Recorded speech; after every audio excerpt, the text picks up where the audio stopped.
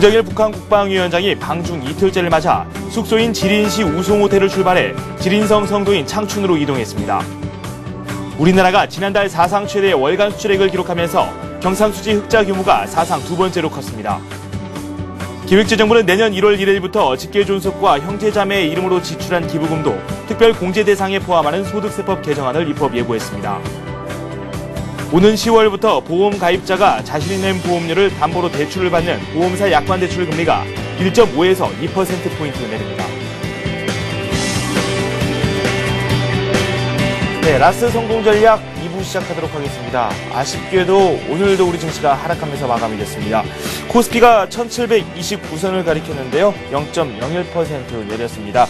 오늘 투자 주체별로는 외국인이 매도를 했고요. 개인과 기관이 시장을 주도하는 모습을 보여줬습니다. 이 업종별로 등락이 좀 엇갈리는 모습이 나왔는데요. 구체적인 상황은 시황센터 연결해서 살펴보도록 하겠습니다. 김보람 아나운서와 함께합니다.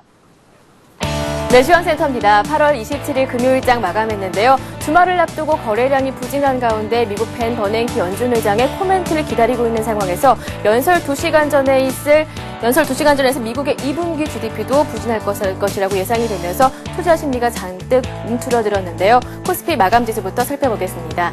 오늘 코스피는 약보합에 1729포인트에 마감하는 모습이었습니다. 오늘 출발은 1724포인트 하락으로 출발했는데요. 장중에 장 초반에 상승으로 흐름 바꾼 뒤에 중국 증시도 약세를 보이면서 다시 하락으로 흐름 바꿨는데요. 오후장 들어서 본격적으로 낙폭을 만회해가면서 1730선 중심으로 등락을 반복하다가 오늘장 다시 하락으로 마감했습니다. 엿새 연속 하락으로 마감하고 있는데요. 오늘장 수급 상황도 좀 더 자세히 살펴보겠습니다.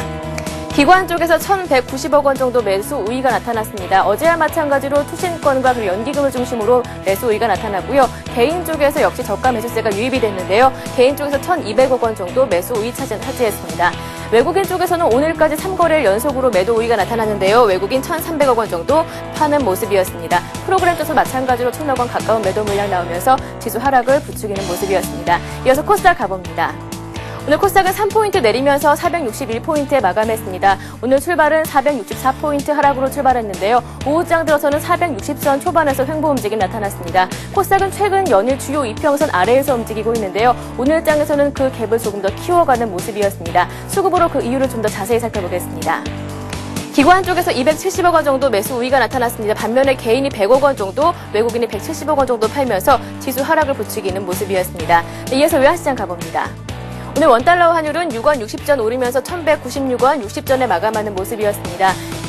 앞서 뉴욕 증시가 하락으로 마감하면서 경기 둔화 우려감을 다시 한번 부각시켰기 때문인데요. 하지만 월말을 앞두고 수출업체들의 내고 물량이 대기하고 있는 가운데 1,200원대까지는 올라가지 않는 모습이었습니다. 네, 이어서 유가증권 시장 시총상위 종목들의 움직임도 한번 체크해 보겠습니다.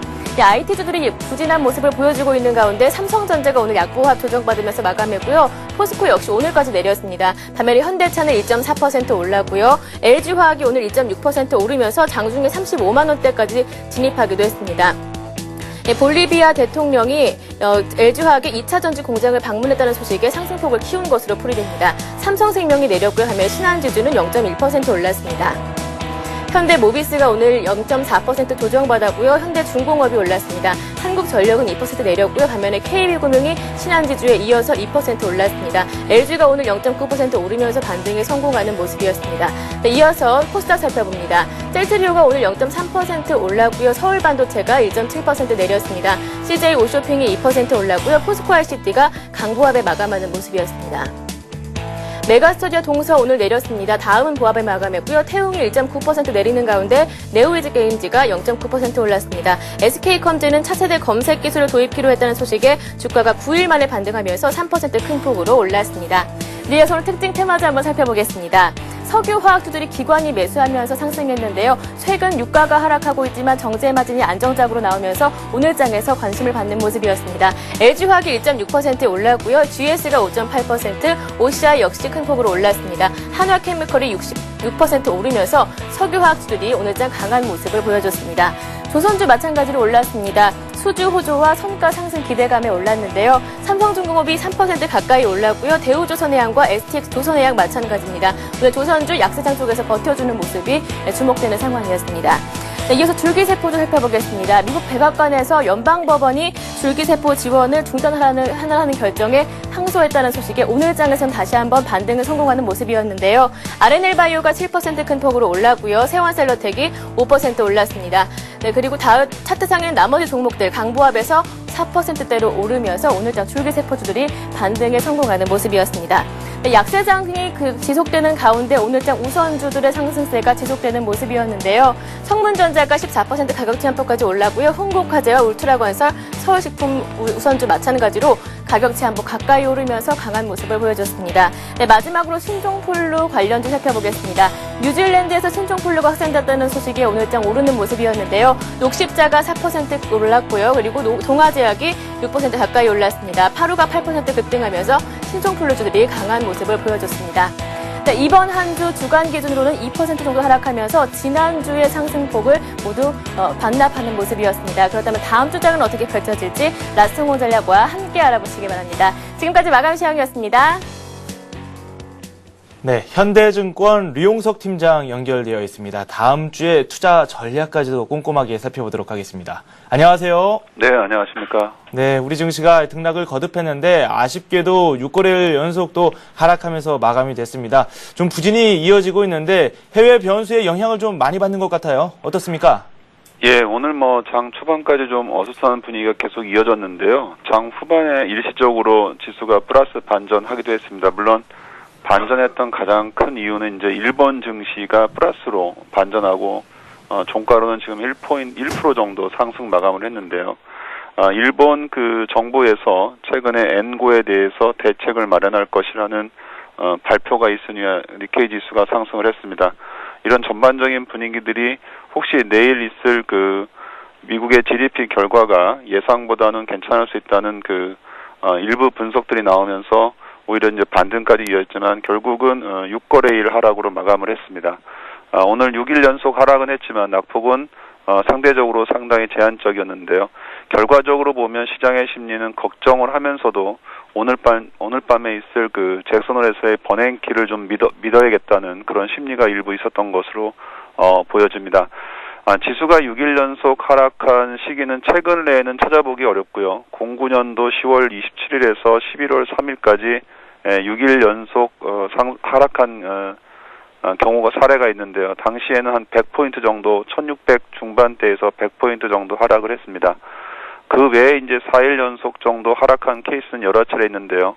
가장 큰 특징은 대부분 금융 이슈와 관련된 하락이었고요. 특히 4거래일 이후 하락에는 꼭 V자형 반등이 있어서 과잉 반응에 대한 해석들이 많았다는 점이다. 근본의 경우는 금융 이슈가 일부 스페인의 신용등급이 좀 강등됐다든가 최근 다시 뉴스화가 되지는 않지만 그리스의 CDS 금리가 올라가는 것들이 있긴 하지만 대부분은 지금 실물 경기와 관련한 더블딥이나 디플레이션 우려이기 때문에 실물 부분의 이슈라고 봐야 되는데요. 이런 실물 부분의 이슈에도 불구하고 우리나라 증시가 6거래일 동안 하락은 했지만 하락의 폭은 6거래일 동안에 55포인트 정도, 50포인트에 그치기 때문에 실제적인 하락률은 2.5% 정도 지수밖에 되지 않습니다.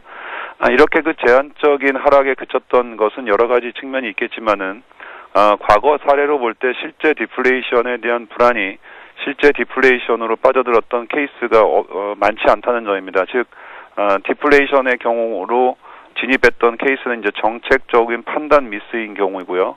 예를 들면 지금과 같은 상황에서 금리를 올리는 그런 정책 판단의 미스 이렇게 좀 과거에는 있었다는 점이고요.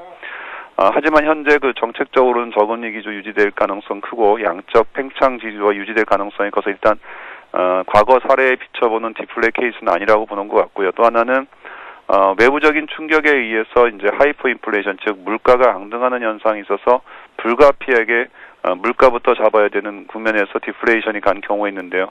역시 최근에 수요 측면이라든가 공급 측면에 봤을 때 인플레이션 발생감이 좀 낮다는 점에서 디플레이션 가능성을 좀 낮게 점치고 있는 점이 하락폭 제한 요인으로 되겠습니다. 특히 오늘 밤에 있는 미국으로부터 나올 수 있는 각국의 정책 대응 능력에 대한 아직은 신뢰를 갖고 있다 이렇게 있기 때문에 하락폭이 제한했지만 전반적으로 아직까지 디플레이션이든 더블립이든 이런 단어들이 자주 회제된다는 것에 대한 부담은 아직 크게 떨쳐버리지 못했다 이렇게 좀 볼 수 있겠습니다. 네. 저희가 지금 코스피 쪽으로 이야기를 상당히 많이 했었습니다, 지금까지. 이 코스닥 쪽도 한번 살펴보는 것도 좋을 것 같은데요. 낙폭이 일단은 코스피보다 더 깊게 나오는 것처럼 보이고요. 뭐 상승이 있어도 코스피만 좀 못한 모습도 보여주고 있죠. 코스닥 쪽 개인 투자자들이 많이 접근하고 있는 그런 시점에서 코스닥 상황이 어떠며 그리고 또 향후 전망은 어떤지에 대해서도 말씀 좀 해주시죠. 예, 뭐 지금 우리 시장의 그 구성을 보면 좀 코스닥 시장의 약세가 금방 이해 갈 수 있는 부분이 있을 것 같은데요. 우리나라 코스닥 시장의 그 출발 취지 자체가 내용을 보면은 좀 예전에 출발이 이제 벤처 기업이라든가 벤처 바이오 기업 뭐 이런 그 좀 미래 성장성에 있는 기업들을 안정성보다는 성장성 위주의 기업 공개들이 많은 그 취지였던 것으로 볼 수 있겠고요. 현재 지금 그러다 보니까 IT 코스닥 시장의 구성을 보면은 IT와 바이오 이런 그 구성들이 많습니다. 최근에 거래소 시장에서 보면은 지수가 1730이지만 최근 7월 이후에만 보면 IT가 좀 부진하고요. 또 하나는 이제 그 코스닥 시장을 상승을 조금 견인했던 부분들을 보면은 대체적으로 화학 업종이라든가 아니면 그 지주사라고 봐야 되는데요. 이런 회사들의 가장 큰 특징은 좀 안정적인 성장과 안정적인 그 수익 창출이라고 봐야 될 것 같습니다. 그리고 전체적으로 밸류에이션이 상대적으로 좀 낮았던 측면들이 강한데요.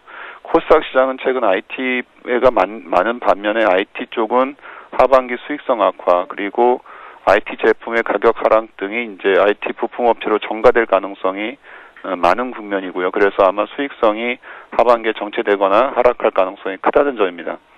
최근에 그 바이오나 이런 쪽에 대해 관심이 높지만 현재 우리나라 의학 쪽으로 보면은 일부 대기업 그 제약사를 제외하고는 실제 그 중소 벤처 형태의 그 바이오 기업들에서 실효성 있는 의학 제품이 나오진 않는 형상이거든요. 그래서 항상 그 재료와 테마에 의해서 상승하고 반복하는 과정에서 오히려 주가가 레벨업 되기보다는 레벨 다운 현상들이 지속되고 있고요. 이런 측면들이 복합되다 보니까 사실 개인들이 선호하는 시장이라고 되지만 최근에 몇 년간의 이런 경험을 통해서 사실 많은 개인 투자가들도 코스닥보다는 거래소 시장으로 많이 이동하고 있는 것이 주목이 됩니다. 그래서 수급 상황도 개인 위주의 시장이긴 하지만 전체적인 수급의 상황들은 과거에 비해서 많이 조금 질적으로 저하되어 있다고 보여지는데요. 이런 것을 단면으로 보여주는 게 코스닥 시장의 2010년도 3월 이후에 거래 대금을 보게 되면 지속적으로 다운되고 있습니다. 즉 2010년 3월 정도만 해도 2조 7천억 정도의 거래 대금인데 지금은 1조대 중반으로 떨어졌습니다. 즉 절반 가까이 거래 대금이 감소했는데요. 그거는 이제 절대 거래량보다 거래 대금이 더 많이 감소했다는 얘기는 즉 투기적 거래에 의한 그 절대 저가 주택된 거래는 늘고 있지만 실제 금액상으로는 감소하고 있어서 한국의 어떤 그 시장 구조상으로 코스닥 시장에 좀 이탈 현상들이 계속 나타나고 있지 않나 이렇게 보고 있습니다. 네, 오늘 밤 이 버냉키와도 어떤 이야기를 할지 이 미국 쪽도 한번 상황을 살펴봐야 될 것 같습니다. 미국장 전망도 함께 말씀 좀 해주시죠. 예, 어제 비록 미국 시장이 하락은 했지만 3주 연속 오름세를 보였던 이제 주당 실업 청구 건수가 47만 건 중반으로 감소한 건 좀 다행스럽긴 합니다. 다만 이제 주간 실업 청구 건수라는 것이 주간 단위이기 때문에요. 마찰적 요인에 의한 변동성이 크기 때문에 보통은 한 달 평균인 4주간 실업 청구 건수가 좀 추세성이 있는데 아직까지는 조금 4주간으로 보면 고용은 부진할 것을 예상한다고 볼 수 있겠습니다. 오늘 밤 키포인트는 역시 GDP 결과인데요. 일단은 예상대로 예비치에 비해서는 잠정치가 하락할 거로 보여집니다. 그러니까 다만 이제 내용상으로 재고 투자 부분이라든가 순수출 부분의 하락이 아닌 오히려 소비 쪽의 그 GDP 성장률이 유지된다면 나름 미국의 걱정거리는 좀 덜 가능성이 있는데요. 이 부분은 아마 이제 뚜껑을 열어봐야 되는 대목이고요. 중요한 거는 같은 시각에 이제 버냉키 의장의 연설이라고 봐야 될 것 같습니다. 조합상 본다면 GDP 결과가 소비 측면이죠. 민간 소비 증가의 측면에서 예상보다 좋았을 경우가 있는데요. 이런 경우는 최근에 시장의 축을 잃었던 디플레이션 우려를 좀 피할 수 있을 가능성이 있어서 시장의 호재가 될 가능성이 큽니다. 이제 문제가 되는 거는 이제 소비 측면의 민간 GDP 결과가 나빴을 경우 또는 현재 낮춰진 기대 정도에 머물렀을 경우고요. 이에 대해서 이제 버냉키가 어떤 멘트를 하느냐인데요. 부정적인 멘트를 할 경우와 상대적으로 긍정적인 멘트를 할 경우인데요. 만약에 그 GDP 결과가 나쁘게 나오고 버냉키 의장의 그 경기에 대한 인식이 한 단계 더 다운된다면 대체적으로 지수는 일단 한 단계 더 충격을 받을 가능성이 있습니다.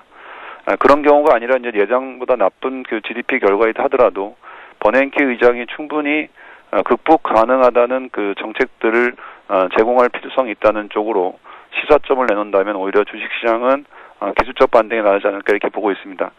무엇이 될지는 모르기 때문에 현재는 판단할 수 없지만 어쨌든 이런 가능성의 경우를 보고요. 다음 주 이 결과를 보고 월요일 정도에서 사후적이나마 이런 지표에 대한 발표를 파악한 이후에 흐름을 좀 따라서 시장에 대응해야 되지 않나 이렇게 보고 있습니다.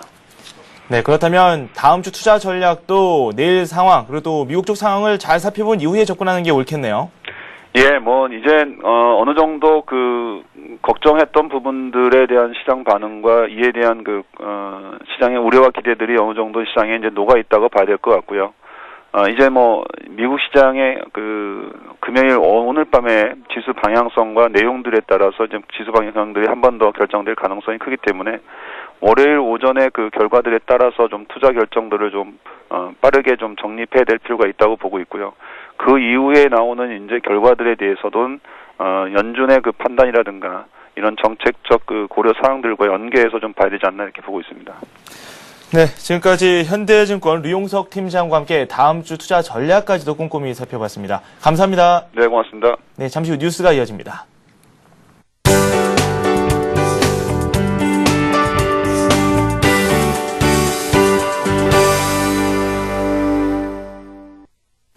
이 시각 주요 뉴스입니다. 김정일 북한 국방위원장이 방중 이틀째를 맞아 숙소인 지린성 지린시 우송호텔을 출발해 지린성 성도인 창춘으로 이동했습니다. 김 위원장을 태운 의전 차량 30여 대는 오전 9시께 고속도로를 이용해 1시간 30분을 달려 창춘의 숙소인 난후 호텔에 도착한 것이 포착됐습니다. 김 위원장이 북에서 타고 온 특별 열차는 별도로 창춘으로 이동한 것으로 전해졌습니다. 창춘은 공업이 발달한 도시여서 김 위원장의 현지 일정에 경제 시찰이 포함될 가능성이 커 보입니다. 외교 소식통은 김 위원장이 창춘에서 베이징으로 가거나 현지에서 중국 지도부를 만나고 북으로 돌아갈 가능성이 모두 열려 있는 것으로 보인다고 말했습니다. 우리나라가 지난달 사상 최대의 월간 수출액을 기록하면서 경상수지 흑자 규모가 사상 두 번째로 컸습니다. 한은은 7월 수출액이 작년 같은 달보다 29% 증가한 431억 7천만 달러로 집계됐다고 밝혔습니다. 월간 수출액으로는 가장 많은 것입니다. 수입도 31%가 늘었지만 수출 규모가 크게 증가하면서 상품 수지 흑자는 역대 두 번째로 많은 73억 8천만 달러를 기록했습니다. 이에 따라 올 7월까지 경상수지 흑자 누적액이 175억 5천만 달러로 한은이 올해 예상한 전체 흑자의 84%까지 이미 육박했습니다. 한은은 지금까지의 수출 증가 추세로 볼 때 올 경상수지 흑자 예상치인 210억 달러는 무난히 넘을 것으로 보인다고 예상했습니다. 내년부터는 부모와 형제자매가 낸 기부금도 소득공제를 받을 수 있게 됐습니다.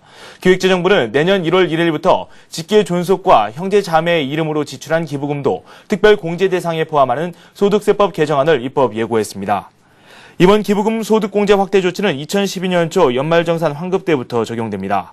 이번 세제 개편에서 개인이 낸 지정 기부금의 소득공제 한도도 소득금액의 20%에서 30%로 늘리기로 해 연말정산에서 기부금 세제 혜택은 늘어날 것으로 보입니다.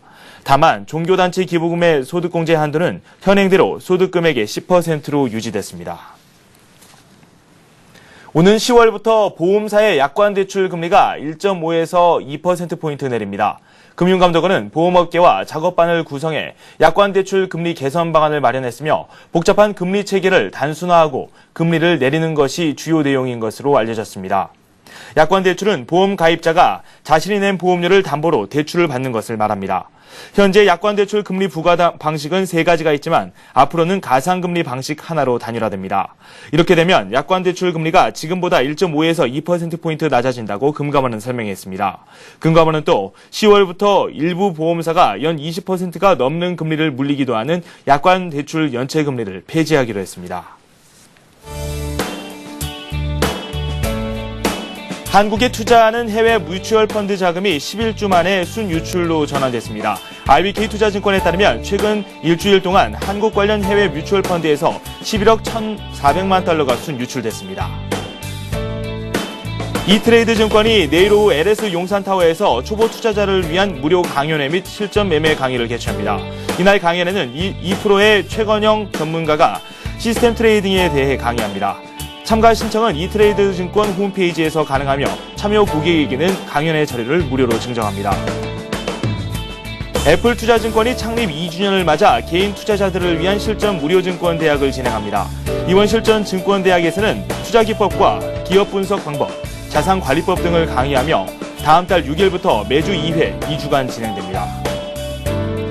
교보증권이 FX 마진 서비스인 교보 FX 프로와 해외 선물 매매 서비스인 교보 해외 선물 프로를 동시에 선보입니다. 교보증권은 이와 함께 외환은행과 제휴를 통해 실시간 환전 서비스를 제공하기로 했습니다.